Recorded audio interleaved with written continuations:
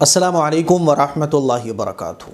शाबान का बरकत वाला महीना चल रहा है और शाबान के महीने में हमें और आपको खूब नफली रोज़े रखना चाहिए, क्योंकि नबी अलैहिस्सलातु वस्सलाम की ये सुन्नत है। हुज़ूर अलैहिस्सलातु वस्सलाम शाबान के महीने में खूब रोज़े रखा करते थे, तो इसीलिए हमें और आपको चाहिए खूब नफली रोज़े रखें। लेकिन नफली रोज़े तब रखें जब आपके ऊपर क़ज़ा रोज़े ना हो। अगर आपके ऊपर पहले से क़ज़ा रोज़े हैं, आपके रमज़ान में कुछ रोज़े छूट गए थे, तो फिर आप पहले क़ज़ा रोज़े रखें, आप फिर नफली रोज़े ना रखें। नफली रोज़े वो शख्स रखे जिसके ऊपर पहले से क़ज़ा रोज़े ना हो। ठीक है, नफली रोज़े रखने का तरीक़ा क्या है वो भी मैं बता देता हूँ। आप रात को नियत कर लें कि सुबह आपको रोज़ा रखना है। अब नियत भी हमारी दो तरह की होती है। कभी तो ये ज़हन में होता है कि भैया अगर सहरी में आँख खुली, सहरी करूँगा तो रोज़ा रखूँगा, सहरी नहीं करूँगा, सहरी में आँख नहीं खुलेगी तो रोज़ा नहीं रखूँगा। तो आप पहले से नियत करके सो जाएं। अब मान लीजिए आपकी नियत ये है कि सहरी में आँख खुले या ना खुले, मुझे कल का रोज़ा रखना है, तो फिर आप रात को नियत करके सो जाएं।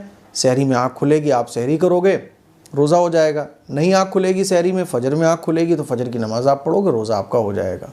कुल मिला के ये है कि आप रात को नियत करके सो जाएं कि मुझे रोज़ा रखना है और सहरी करके रखना है, तो आप जैसी नियत करोगे वैसे आपका रोज़ा माना जाएगा। क्लियर है।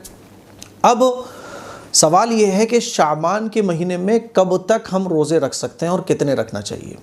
तो शरीयत ने इसमें कोई लिमिट नहीं बताई है कि आप 2 रखो, 4 रखो, 6 रखो, ऐसा नहीं है। बल्कि पूरे शाबान के महीने में आप जितने चाहें उतने रोज़े रख सकते हैं, जितने चाहें। आप एक दिन छोड़ के रखना चाहो, आप 4 रोज़े रखना चाहो, 5 रखना चाहो, इट्स योर चॉइस। ये आपकी चॉइस है, आपकी मर्ज़ी है। शरीयत ने कोई ये नहीं कहा कि आप 6 रखो, 5 रखो, आप जितने चाहो उतने रखो। हाँ, इस बात का ख़याल रखो कि जब आधा शाबान का महीना गुजर जाए, यानी शब बारात जब आ जाए, तो शब बारात के बाद फिर रोज़े रखने से ख़ास तौर पर वो लोग बचें जिनकी सेहत कमज़ोर है, जिनके अंदर कमज़ोरी जल्दी आ जाती है। क्यों?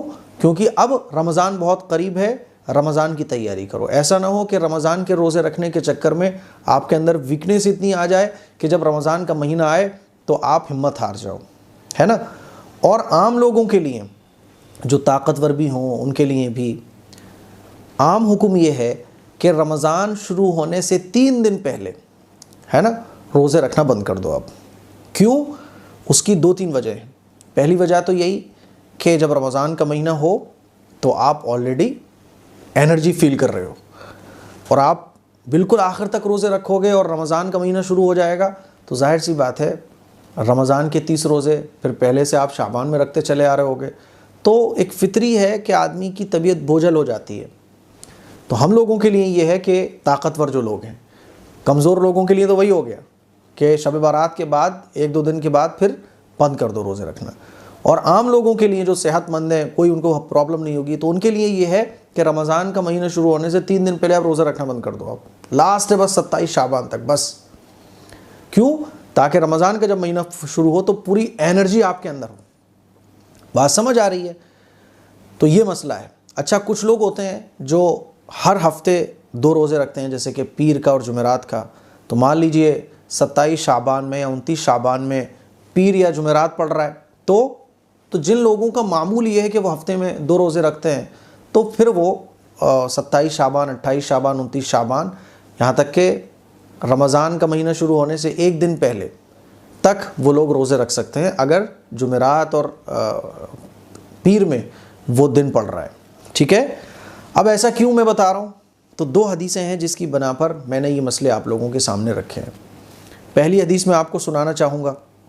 अच्छा, एक वजह और है कि हुज़ूर अलैहिस्सलातु वस्सलाम ने रमज़ान का महीना शुरू होने से 2-3 दिन पहले रोज़े रखने से मना फरमाया। उसकी वजह यह है कि अहले किताब जो थे ना, वो फ़र्ज़ रोज़ों के साथ नफल रोज़ों को मिला दिया करते थे। तो एक तो उनसे मुशाबहत ना हो, दूसरा कि रमज़ान में जब हम एंटर हों तो पूरी एनर्जी के साथ एंटर हों। ठीक है।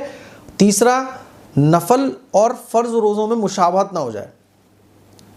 तो ये 3 वजह हैं जिसकी वजह से हुज़ूर ने मना फरमाया। अब वो 2 हदीसें कौन सी हैं जिनसे ये सारे मसले मैं आपकी खिदमत में पेश कर रहा हूँ?